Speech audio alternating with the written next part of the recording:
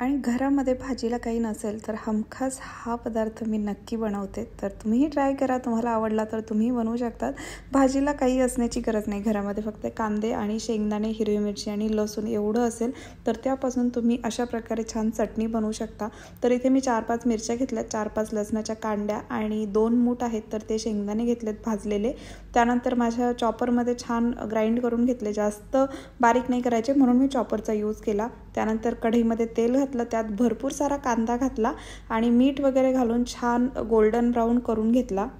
यानंतर सिंपल अशी फोडणी देऊन घ्यायची. तेलामध्ये जिरी, मोहरी, हळद घालायची.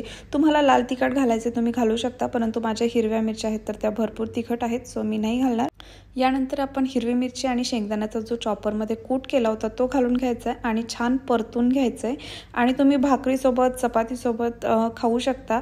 आणि मी शक्यतो नेहमी हा पदार्थ बनवते जेव्हाही मला असं वाटतं की मला आता भाजी करायचा कंटाळा आला आहे किंवा घरामध्ये भाज्या अवेलेबल नाही आहेत अशा वेळी. तर मी आंबरस बनवला होता आणि मला आंबरससाठी साईड डिश म्हणून एक चटणी हवी होती. सो मी म्हटलं की आज ही चटणी बनवू. तसे वेगवेगळ्या प्रकारच्या चटण्या बनवल्या जातात, तर कधी जी खावी वाटेल तर ती बनवते. त्यासोबत मसाले भात देखील होता.